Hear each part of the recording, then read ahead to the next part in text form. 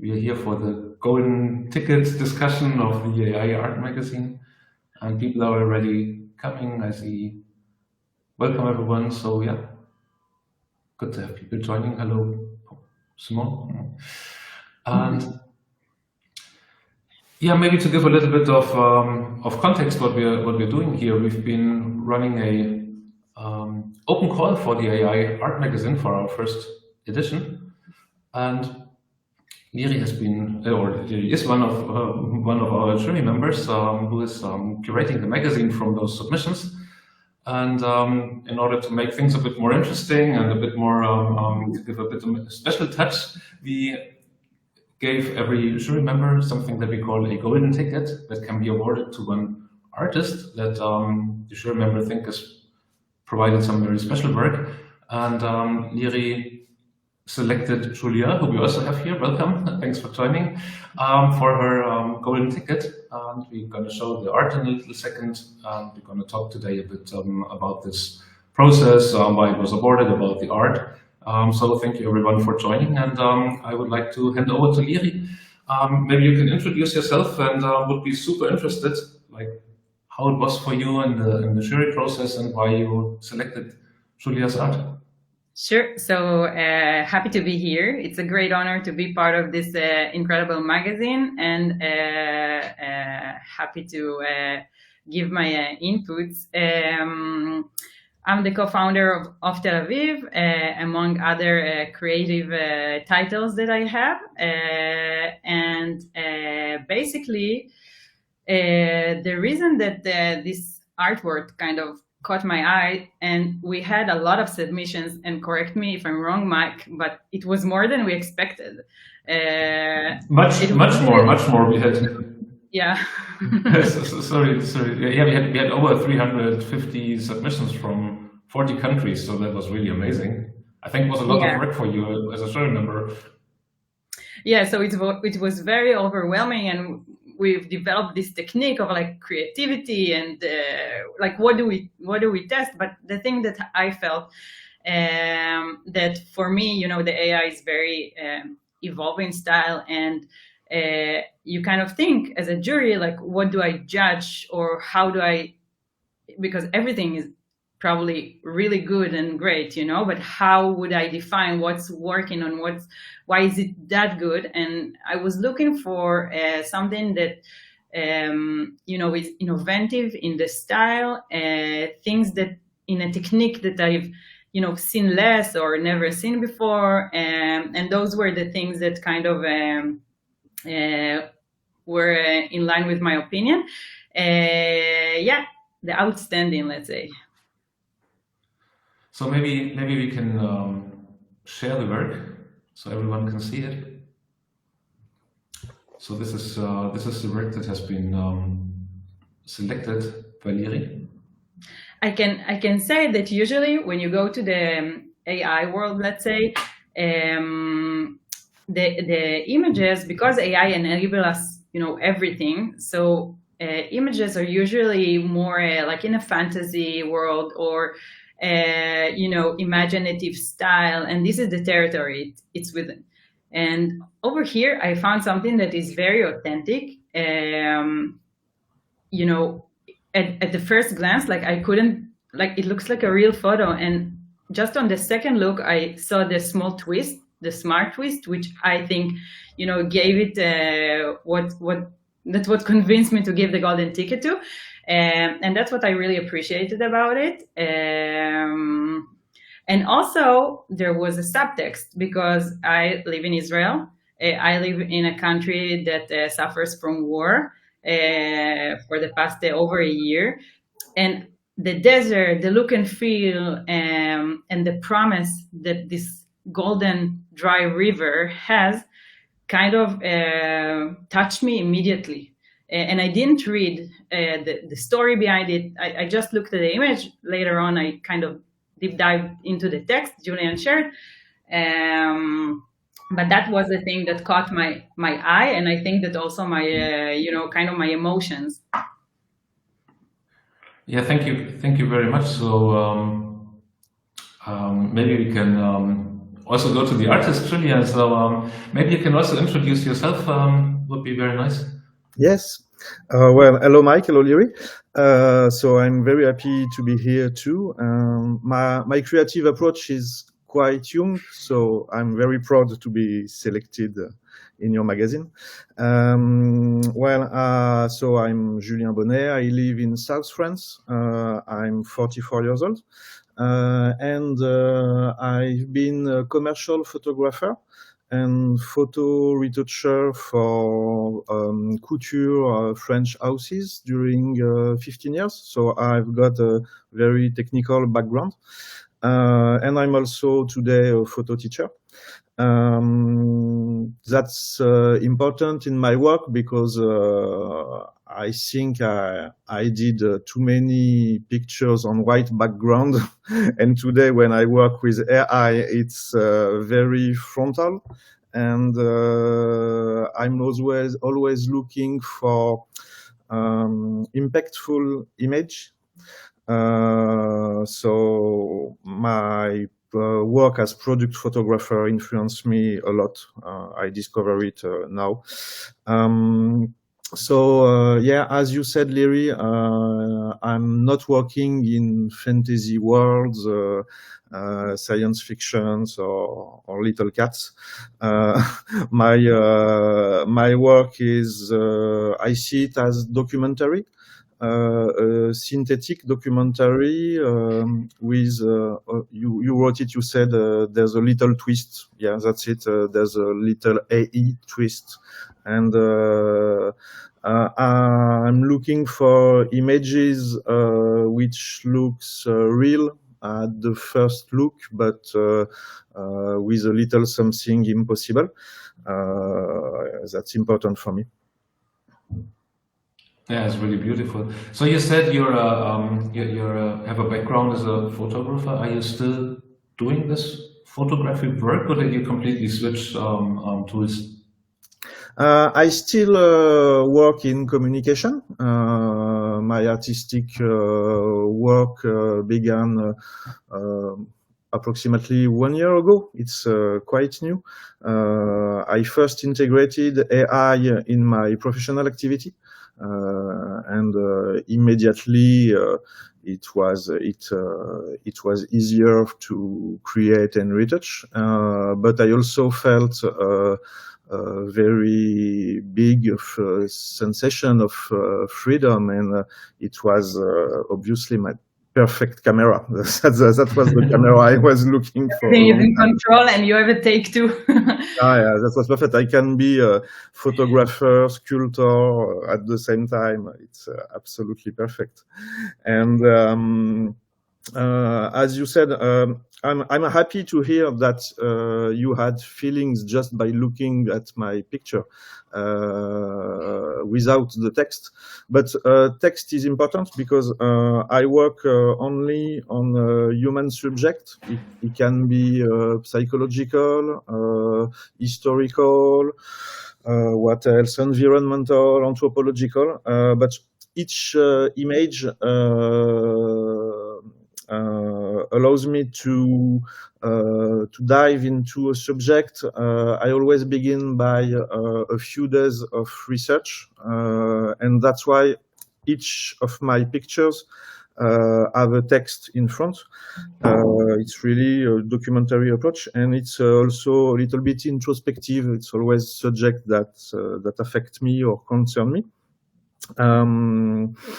And what I'm looking for, it's, I guess, trying to reduce complex subjects into a simple image. It's a little bit like the fetishist process. You take a big desire and put it in a little object. That's what I'm looking for.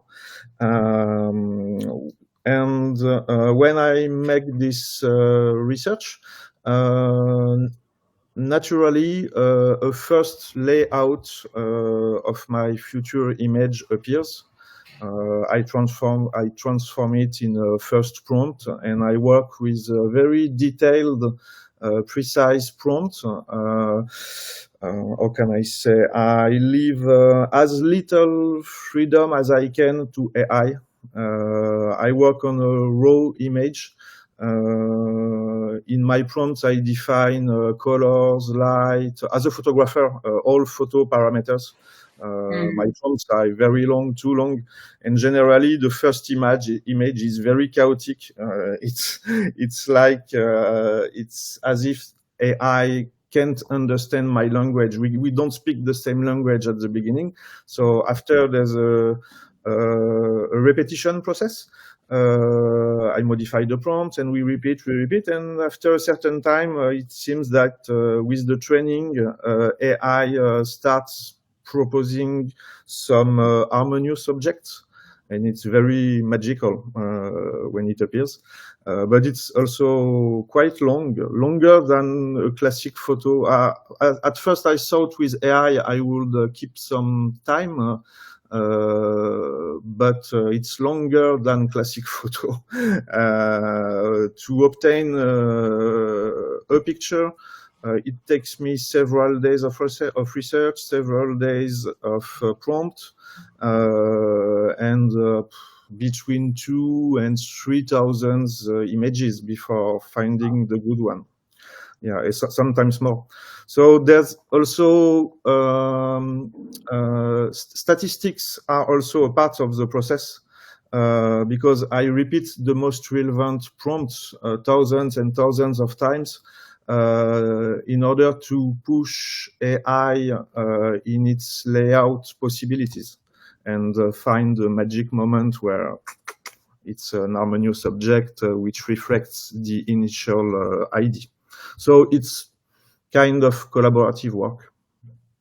That's really interesting. So, yeah, sure. Because you mentioned that you don't speak the same language as the AI, and photographer or camera has a language, like you define, right? You define numbers, yes. And so I wonder, can you tell the AI same numbers, or does the computer doesn't understand those parameters? AI understands most of the parameters, but not all. AI understands light, colors, description of the subject. That's okay, but some parameters are not. When you have AI understands all parameters, but when you have too much parameters, it is lost, and that gives a quite chaotic result. And then you have to cheat the AI and find some way to write your prompts to make it understand what you really want. And there's also something about training, repetition. AI adapts the result to the prompt. We have a question from the community. Natalie asks, what programs are you using, Julien? I use 3 different AI for the moment, but it's evolving. But I use Midjourney, Magnifique. I use Magnifique for texturing and upscaling. I also use Firefly, the AI of Adobe. And I'm a retoucher, so I also use my pen. Nice. When we talked before, you told me that you did a series of these photos, and you were so nice to share with me. So maybe we can have a look at this as well. So the image that you submitted is a part of a series of 3. It's different point of view of the same subject. I try little by little to have a documentary posture, so to vary the angles and the way to shoot each subject. So for this series, which is called Kinsugi, I made a top view. This one is a top view, aerial view.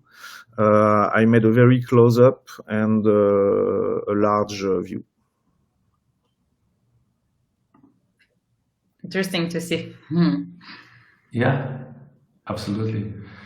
So Natalie again asks, what is the most powerful tool of the ones you've been just using? Is this something you can say, or is it just like you have a tool for different aspects? Sorry, can you repeat? Sorry, I didn't. I'm not sure to understand. The question was, what is the most powerful tool that you use? And I was between the three tools. Yeah. Or Midjourney is the place where I spend most time. Thank you. It's very powerful. I like Midjourney render because it can be magical, sci-fi, onirical, but it also can be very raw,